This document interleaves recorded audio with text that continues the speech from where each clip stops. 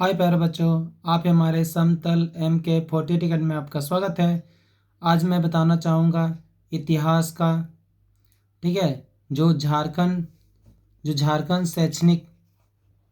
शैक्षणिक अनुसंधान एवं प्रशिक्षण परिषद रांची द्वारा वार्षिक माध्यमिक परीक्षा 2023 से 24 के लिए प्रतिदर्श प्रश्न पत्र मॉडल क्वेश्चन पेपर प्यारे बच्चों, जो जेक के द्वारा 80 मार्क्स वाला जो जारी किया गया है उसके बारे में बताएंगे प्यारे बच्चों। समय 3 घंटा रहेगा। इतिहास का है प्यारे बच्चों, और क्लास कौन सा है? 12th का। इतिहास का समय सीमा 3 घंटा पूर्णांक। अगर अभी तक आपने हमारे चैनल को लाइक और सब्सक्राइब अगर नहीं किया प्यारे बच्चों तो कर दीजिए, क्योंकि जितने भी हमारे नए वीडियो आएंगे वो आपके पास सबसे पहले पहुंच जाएंगे प्यारे बच्चों। और बेल आइकन घंटी को बजा के रखिए, ताकि कोई भी हमारे नए वीडियो आएंगे आपके पास नोटिफिकेशन तुरंत पहुँच जाएगा प्यारे बच्चों। देखिए, आज मैं आपको बताना चाहूँगा किसका? प्रश्न संख्या। देखिए प्यारे बच्चों, ध्यान से देखिए। आज मैं बताना चाहूँगा प्रश्न संख्या 39 से 46 तक। प्रश्न संख्या 39 से 46 तक लघु उत्तरीय प्रश्न प्यारे बच्चों, जिसमें से किन्हीं 6 प्रश्नों का उत्तर देना अनिवार्य है प्यारे बच्चों। प्रत्येक प्रश्न का मान 3 अंक है प्यारे बच्चों, निर्धारित किया गया है। तो देखिए प्यारे बच्चों, ये प्रत्येक का अंक कितना करेगा? 3 मार्क्स करेगा। इसमें देखिए प्यारे बच्चों, आपको कितना बनाना है? 6 बनाना है। 8 में कितना बनाना है? 6 ही बनाना है, ज़्यादा नहीं बनाना है। ज़्यादा बनाने का आपका नंबर कट भी सकता है, नहीं भी कट सकता है, इसीलिए बनाना नहीं है। क्योंकि 8 में अगर 6 बोला, जो आपको उसमें से आता है उसको कर बना लेना है। चलिए आपको बताते हैं अब हम। देखिए प्यारे बच्चों, लघुत्तरीय प्रश्न। देखिए, कहा जाता है प्यारे, तो हड़प्पा से संबंधित क्वेश्चन हर बार एग्जाम में पूछा जाता है। तो कभी धार्मिक, कभी सामाजिक, कभी राजनीतिक, ऐसे संबंधित क्वेश्चन आता है प्यारे बच्चों। चलिए इसको बताते हैं। हड़प्पा, देखिए क्या बता रहे हैं? 39 नंबर क्वेश्चन।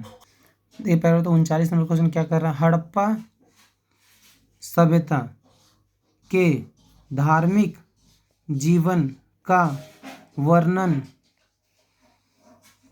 करे। क्या करे प्यारे बच्चों? धार्मिक जीवन का वर्णन करें। चलिए प्यारे बच्चों, हड़प्पा सभ्यता का धार्मिक जीवन क्या होता है, क्या था? चलिए प्यारे बच्चों, देखो कहा जाता है हड़प्पा सभ्यता या सिंधु घाटी सभ्यता एक ही होता है प्यारे बच्चों। क्या धार्मिक जीवन मुख्यतः मातृदेवी की पूजा पर आधारित था। मातृदेवी हो सकता, पहले हड़प्पा सभ्यता में मातृदेवी को ज़्यादा महत्व दिया जाता था प्यारे बच्चों। खुदाई में बहुत अधिक संख्या में नारियों की मूर्ति मिला प्यारे बच्चों। कहा जाता है नारी की मूर्ति ज़्यादा मिली है, जिससे यह ज्ञात होता है कि सिंधु घाटी के निवासी मातृदेवी के साथ ही देवताओं की थी पूजा किए करते थे। मतलब देवी देवताओं का पूजा होता था प्यारे बच्चों। मातृदेवी और देवताओं अनुष्ठानों के लिए धार्मिक इमारतें बनाई गई होगी। कहा जाता है प्यारे बच्चों की धार्मिक अनुष्ठान के लिए, ठीक है, ये से भी देवी देवताओं को क्या, देवी देवताओं को पूजा करते थे। मातृदेवी और देवी देवताओं को बलि भी दी जाती थी प्यारे बच्चों। बलि की भी प्रथा क्या यहाँ पे प्रारंभ थी। धार्मिक अनुष्ठानों के लिए धार्मिक इमारतें बनाई गई थी, लेकिन मंदिर के प्रमाण नहीं प्राप्त हुए प्यारे बच्चों। कहता है कि जो हड़प्पा सभ्यता है इसमें इतना सारा चीज़ तो दिख रहा कि देवी देवताओं नारी उरियों का मूर्ति मिला, पूजा पाठ होता था, लेकिन मंदिर का एक भी साक्ष्य इसमें प्राप्त नहीं हुआ प्यारे बच्चों। मोहनजोदड़ो से चलिए देखिए, मोहनजोदड़ो से एक मोहरा प्राप्त हुई है। मोहनजोदड़ो क्या मिला प्यारे बच्चों? एक मोहरा मिला है, जिस पर पद्मासन की मुद्रा में एक पुरुष ध्यान की मुद्रा में बैठा हुआ प्यारे बच्चों। कह रहा था कि मुद्रा में बैठा हुआ, ध्यान की मुद्रा में हुआ है। इसे पशुपति महादेव का रूप माना गया है। मतलब पशुपति के बारे में माना गया है इस प्रतिमा को, मूर्ति को। पशुपतिनाथ वृक्ष, लिंग, योनि और पशु आदि की भी पूजा होती थी प्यारे बच्चों। वृक्ष का, ठीक है, लिंग का, योनि का, इस सब भी पूजा होता था। वृक्ष पूजा का काफी प्रचलित थी। मतलब वृक्षों की पूजा, गाछों की पूजा, पेड़ों की पूजा काफ़ी इसमें प्रचलित थी प्यारे बच्चों। इस काल के लोग जादू टोना भूत प्रेत और अंधविश्वास पर विश्वास किया करते थे प्यारे बच्चों। मतलब जादू टोना हो गया, अंधविश्वास हो गया, इस पे ज़्यादा विश्वास करते थे लोग। वे बुरी शक्तियों से बचने के लिए ताबीज धारण करते थे प्यारे बच्चों। कहा जाता है जो बुरी शक्ति होता है, नजर लग जाएगा, उसके लिए ताबीज का प्रयोग करता था। हड़प्पा वासी कुबड़ वाले सांड की भी पूजा करते थे प्यारे बच्चों, किया करते थे। ये लोग पक्षियों की भी पूजा किया करते, मतलब जानवरों की भी पूजा करते थे। जो सांड होता है कुबड़ वाला, उसका पूजा होता था। कुछ पक्षी का पूजा होता था। स्वास्तिक चिन्ह संभवतः हड़प्पा वासियों की ही देन है। जो स्वास्तिक चिन्ह जो दिखाई देता है प्यारे बच्चों हम लोग घरों में आज भी, तो उसी के देन है प्यारे बच्चों। चलिए अगला क्वेश्चन देखते हैं। अब देखिए प्यारे बच्चों 40 नंबर क्वेश्चन जो 3 मार्क्स में आएगा प्यारे बच्चों। अभिलेख से आप क्या समझते हैं? अभिलेख से आप क्या समझते हैं? इनका क्या महत्व है? इनका क्या महत्व है प्यारे बच्चों? तो पहले अभिलेख क्या होता है चलिए लिखते हैं। अभिलेख ऐसे लिख दिए और करेंगे। इस तरह लिखिएगा प्यारे बच्चों तो एग्जाम में ज़्यादा नंबर आएगा प्यारे बच्चों। ये इस तरह जरूर कीजिएगा। अभिलेख उन्हें कहते हैं जो पत्थरों, धातु या मिट्टी के बर्तनों जैसी कठोर सतह पर खुदे होते हैं प्यारे बच्चों। मतलब या इस अभिलेख धातु मिट्टी का बर्तन हो या पत्थर के का प्रयोग करते हैं, तथा जिन पर टिके नहीं होती है, टीनी नहीं होती है। इनका काल निर्धारण लेखन शैली के आधार पर लिखने के आधार पर किया जाता है। भारत में प्राचीनतम अभिलेख प्राकृत भाषा में है, जिसे सम्राट अशोक ने बनवाया था प्यारे बच्चों। कहा जाता है अभिलेख जो वो होता है जो पुरानी जानकारी हमको प्राप्त होता है, जो मिट्टी में, धातु में, ठीक है, पत्थरों में खुदवा के दिखवाया जाता है ताकि लंबे समय तक वो जारी रहे। चलिए प्यारे बच्चों देखते हैं इसके महत्व के बारे में। अभिलेख का महत्व।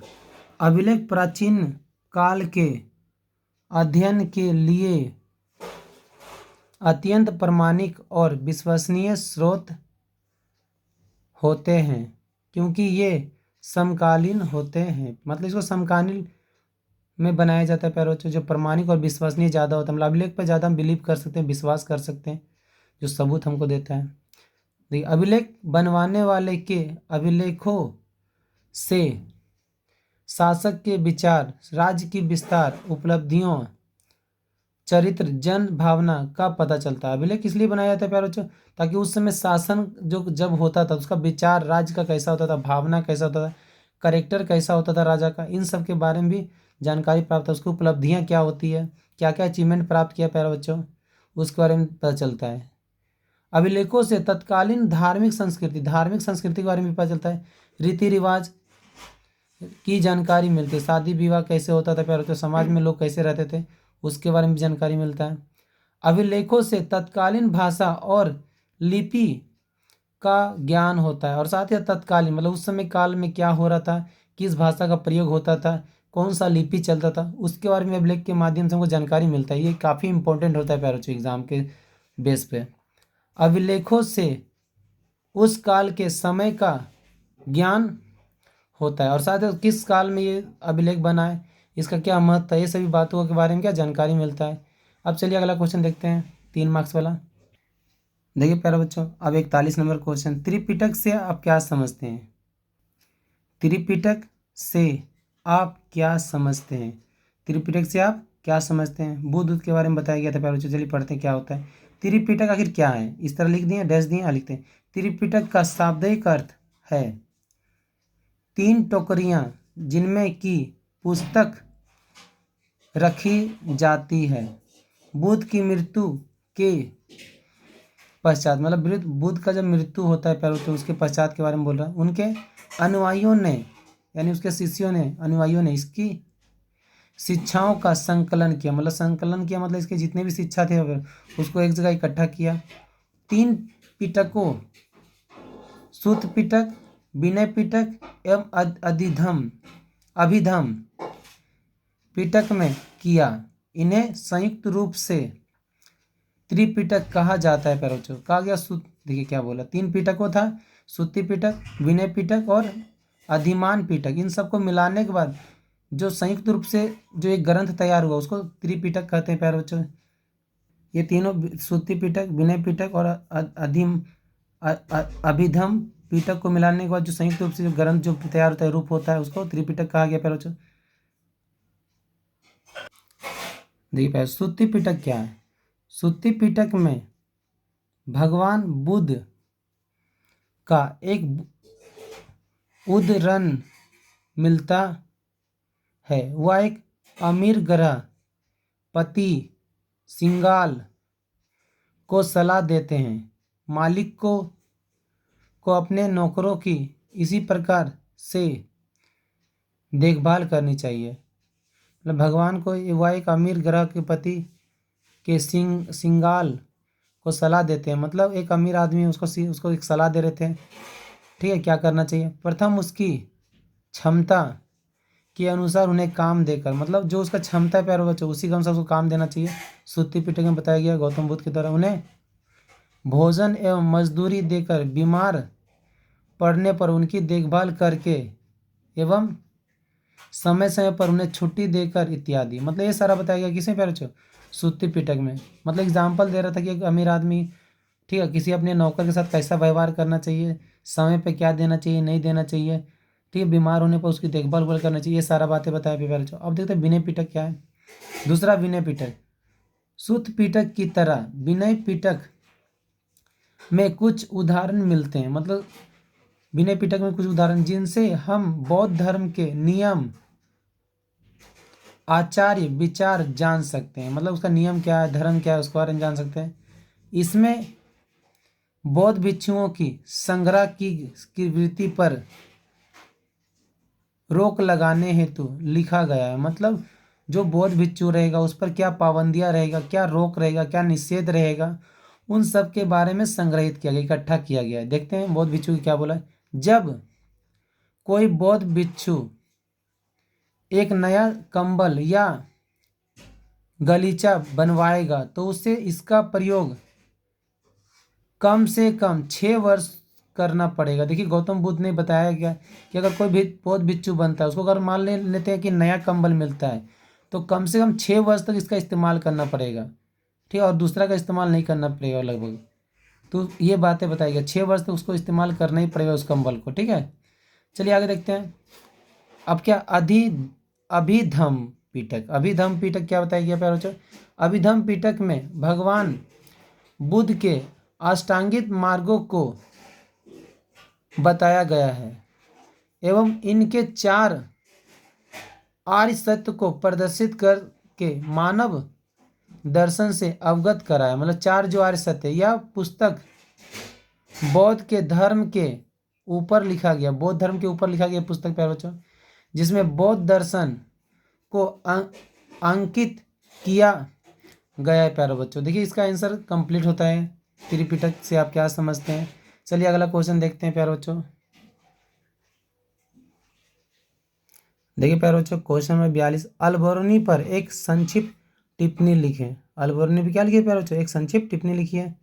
और ये भी देखिए 3 मार्क्स में क्वेश्चन है प्यारे बच्चों, जो 2024 में इस बार मॉडल सेट पे आया है। चलिए प्यारे बच्चों इसका आंसर पढ़ते हैं।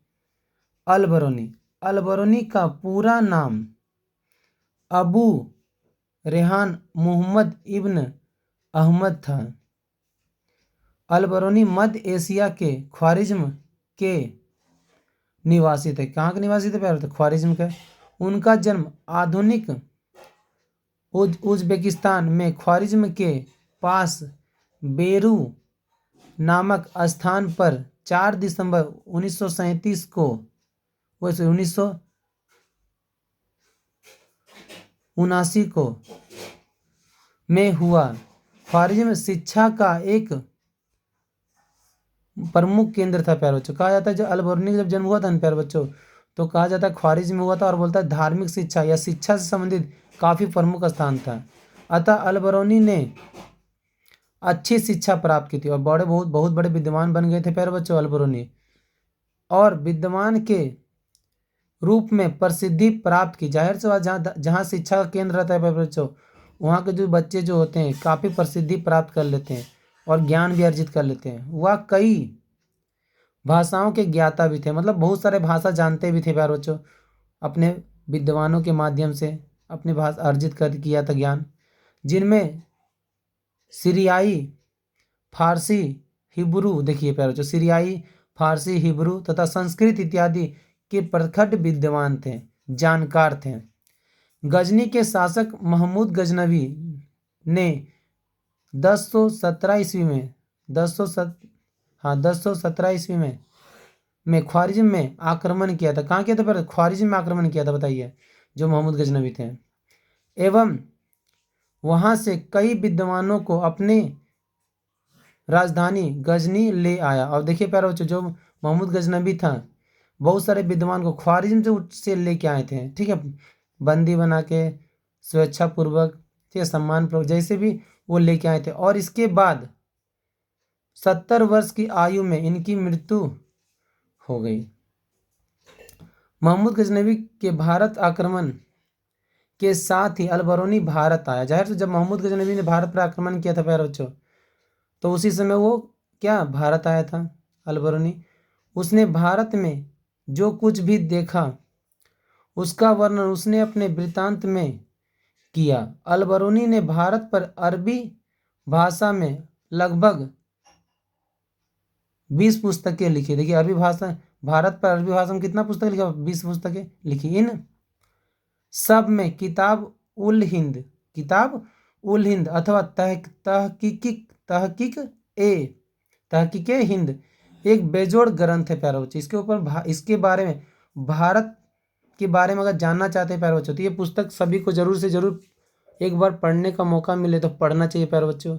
चलिए अब मिलते हैं अगले क्वेश्चन में। देखिए क्या बोल रहा है, 42 तो बोल दिया, अब 43 में देखते हैं क्या कहता है।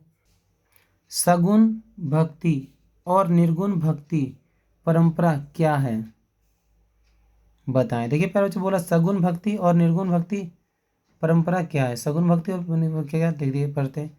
भक्ति परंपरा की दो परंपराएं प्रचलित है। सगुण परंपरा जो कृष्ण भक्ति मार्ग, राम भक्ति मार्ग है, जिसमें आकार उकार होता है। निर्गुण परंपरा, ठीक है, चलिए पढ़ते हैं इसको। सगुण परंपरा, इस परंपरा में देवी देवताओं की भक्ति आराधना की जाती है, मूर्ति पूजा पर बल दिया जाता है। इस परंपरा में भी दो मार्ग थे। देखिए प्यारा बच्चों, कहा जाता है सगुण परंपरा में क्या होता है, मूर्ति पूजा पर ज़्यादा बल दिया गया, विशेष बल दिया गया प्यारे बच्चों। कृष्ण भक्ति मार्ग, कई संत कृष्ण भक्त थे। चैतन्य, सूरदास एवं मीरा आदि क्या थे, भक्ति आंदोलन के थे। ने कृष्ण भक्ति एवं उनके गीत गाकर इस कृष्ण भक्ति का मार्ग का अनुसरण किया था प्यारे बच्चों। कृष्ण मार्ग था। चलिए आगे देखते हैं। राम भक्ति मार्ग, ये भी कुछ संतों ने राम भक्ति का मार्ग अपनाया। तुलसीदास ने राम भक्ति पर बल दिया था प्यारे बच्चों, मतलब इसमें मूर्ति पूजा का ज़्यादा बल दिया जाता है प्यारे बच्चों। किसमें, सगुण परंपरा में, क्योंकि इसमें जो भक्ति आराधना जो किया जाता है ईश्वर का, वो मूर्ति बना के किया जाता है प्यारे बच्चों। अब पढ़ते हैं निर्गुण। तो निर्गुण परंपरा में क्या बताया कि भगवान हर जगह है, निराकार है, उनका कोई आकार नहीं होता है प्यारे बच्चों। चलिए इसके ऊपर पढ़ते हैं। निर्गुण भक्ति परंपरा में अमूर्त निराकार ईश्वर की उपासना की जाती है। कबीर ने निर्गुण परंपरा को अपनाया था। कबीर ने किसको अपनाया था प्यारे, निर्गुण परंपरा, मतलब बोलते भगवान हर जगह है, जैसे भी आपको पूजना है पूजिए प्यारे बच्चों। चलिए प्यारे बच्चों, अब मिलते हैं अगले क्वेश्चन में। 43 हो गया, अब 44 को देखते हैं। 44 में क्वेश्चन देखिए प्यारे, गोपुरम से आप क्या समझते हैं। गोपुरम से आप क्या समझते हैं प्यारे बच्चों। गोपुरम प्रवेश द्वार को कहा जाता है प्यारे बच्चों। मतलब जो गोपुरम जो होता है प्यारे, जो सबसे बड़ा प्रवेश द्वार होता है उसको गोपुरम कहते हैं। गोपुरम एक भारतीय मंदिर का प्रमुख प्रवेश द्वार होता है। मंदिर का विशाल मुख्य प्रवेश द्वार दक्षिण भारत में गोपुरम के नाम से जाना जाता है।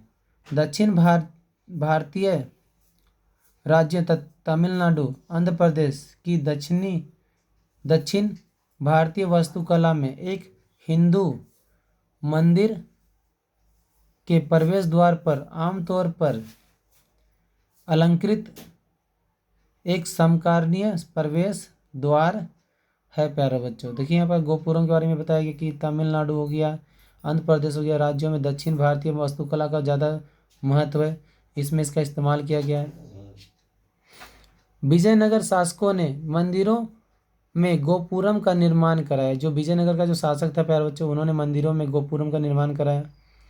ये अत्यधिक विशाल एवं ऊंचे होते थे, मतलब बहुत ही ऊंचा होता था प्यारे बच्चों। इसका जो पट है, दरवाज़ा है, ये संभवतः सम्राट की ताकत की याद दिलाते थे, मतलब सम्राट का ताकत भी याद दिलाता था, जो इतनी ऊंची मीनार बनाने में सक्षम थे। गोपुरम का निर्माण बहुत ही शानदार और भव्य होता है। इनका मुख्य उद्देश्य भक्तों को मंदिर में प्रवेश करने का मार्ग दिखाना होता है प्यारे बच्चों, मतलब प्रवेश का मार्ग। पर्याय शिल्प से सज्जित, मतलब शिल्प मतलब बहुत ही अच्छे तरीके से नक्काशी किया जाता है। एवं अधिकार दक्षिण भारत के मंदिरों के द्वार पर स्थित होता है। दक्षिण भारत का जितना भी मंदिर है प्यारे बच्चों, लगभग उसमें इसका क्या छाप दिखाई देता है, अंकित दिखाई देता है। चलिए प्यारे बच्चों, अभी देखिए 44 बताएं, अब चलिए 45 को बताते हैं। अब हम देखिए प्यारे बच्चों, 1845 नंबर को 1857 की क्रांति के तत्कालीन कारण को बताएं प्यारे बच्चों। 1857 में जो तत्कालीन कारण था, जिसके बारे में 1857 क्रांति हुआ था प्यारे बच्चों, उसके बारे में आपको क्या बताना है। चलिए इसको बताते हैं। 1857 की क्रांति के तत्कालीन कारण, देखिए तत्कालीन कारण क्या था प्यारे बच्चों। 1857 की क्रांति का तत्कालीन कारण चर्बी लगे कारतूस थे। अब प्यारे बच्चों, 1857 की क्रांति में अंग्रेजों के सैनिक के रूप में भारत के हिंदू और मुसलमान शामिल थे।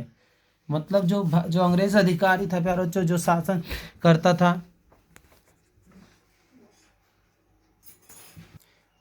अंग्रेज के सैनिकों के रूप में भारत के हिंदू और मुस्लिम शामिल थे। मतलब जो अंग्रेज अधिकारी था, जो सेना में शामिल था, हिंदू और मुस्लिम शामिल थे प्यारे बच्चों। भारत में यह अफवाह फैल गई कि अंग्रेजों द्वारा बनाया गया कारतूस में गाय और सूअर की चर्बी का उपयोग किया जाता है। देखिए प्यारे बच्चों, यह अफवाह फैल गया था 1857 के समय कि जो कारतूस जो बनाया गया है उसमें गाय और सूअर का चर्बी मिला दिया गया है, जो हिंदुओं मुसलमानों के लिए धार्मिक रूप से अपराध है। जाहिर सी बात है प्यारे बच्चों, कहा जाता है कि गाय जो होता है वो हिंदुओं के लिए काफ़ी मातापूर्वक होती है, पूजा जाता है प्यारे बच्चों। इसका ठीक है, किसी प्रकार का बेइज्जती पसंद नहीं करते हैं प्यारे बच्चों। और कहा जाता है जो जो सूअर का जो चर्बी होता है प्यारे बच्चों, मुसलमानों में उसका वर्जित होता है, निषेध होता है प्यारे बच्चों। ठीक है, इसलिए यह अफवाह फैलने के कारण तत्काल ये आंदोलन तेजी से फैलते चला गया। जो हिंदुओं मुसलमानों के लिए धार्मिक रूप से अपराध है, उसके लिए अपराध है प्यारे बच्चों, क्षमा योग्य है ही नहीं है। इसके कारण भारतीयों में असंतोष फैल गया। मतलब भारत में जो असंतोष फैल गया, असेटिस्फैक्शन फैल गया। ठीक है, अंग्रेज अधिकारी के प्रति उनका विश्वास कम हो गया और उन सैनिकों ने अंग्रेजों के विरुद्ध मोर्चा खोल दिया प्यारे बच्चों। अंग्रेजों के विरुद्ध मोर्चा खोल दिया प्यारे बच्चों। इसके साथ साथ भारत में यह अफवाह फैल गई कि बाजार में एक ऐसा आटा है, देखिए आटा के बारे में भी अफवाह फैला था कि ऐसी चीनी है, चीनी के बारे में फैला था, मिल रहा है जिसमें सुअर एवं गाय की हड्डियों एवं खून का चूरा मिलाया गया। देखिए प्यारे बच्चों, जो आटा है, चीनी है, ठीक है, इसमें अफवाह फैल गई कि हड्डी का चूरमुरा किसका, सूअर और गाय का। इसमें सर्वत्र असंतुष्ट व्याप्त एवं हिंदू तब मुस्लिम को लग रहा था। अंग्रेज प्रत्येक तरह से हमारे धर्म भ्रष्ट अंग्रेज भ्रष्ट करने में तुला हुआ है और इन लोगों सैनिक विद्रोह कर दिया। इन लोगों ने क्या किया, सैनिक विद्रोह कर दिया प्यारे बच्चों। अब अगला क्वेश्चन देखते हैं। देखिए 45 था, अब 46 देखते हैं। इसलिए विद्रोह को सैनिक विद्रोह भी कहा जाता है। देखिए प्यारे बच्चों, आज 46 नंबर क्वेश्चन बताते हैं। बासरा और बेसरा से आप क्या समझते हैं। तो बासरा में देखिए क्या बोला, वे जो इस्लाम के विधान को मानकर चलते हैं। देखिए प्यारे बच्चों, बेसरा का मतलब जो इस्लाम का जो धर्म जो बनाया है प्यारे बच्चों, विधान जो बनाया है, जो बनाया उसका पालन किया जाता है प्यारे बच्चों, उसको मानकर चलता है। लेकिन बाकी सब आगे देखते हैं। दूसरा में देखिए बेसरा, वे जो इस्लाम के विधान से बंधे हुए नहीं थे। मतलब कहता है इस्लाम का नियम कानून उन पर लागू नहीं होता था प्यारे बच्चों। क्यों? क्योंकि ये अधिकतर घुमक्कड़ सूफी संत होते थे, जो जगह जगह, ठीक है, जहाँ जहाँ अपना जगह को बदलते रहते थे प्यारे बच्चों, घूमते रहते थे, ठीक, गीत गाते रहते थे, सूफी संत गाते रहते थे प्यारे बच्चों। चलिए प्यारे बच्चों, देखिए ये 46 नंबर क्वेश्चन हो गया। अब आगे मिलते हैं नेक्स्ट वीडियो में। वॉचिंग वीडियो, अगर अभी तक हमारे चैनल को लाइक और सब्सक्राइब नहीं किया प्यारे बच्चों तो कर लीजिए, क्योंकि इस तरह के वीडियो, इंपॉर्टेंट वीडियो हमारे चैनल पे आते रहेंगे प्यारे बच्चों। ये जो वीडियो मैंने बताया था वो 2024 का नेट पे जो जारी किया गया था क्वेश्चन, उसका है प्यारे बच्चों। मिलते हैं नेक्स्ट वीडियो में। Watching video.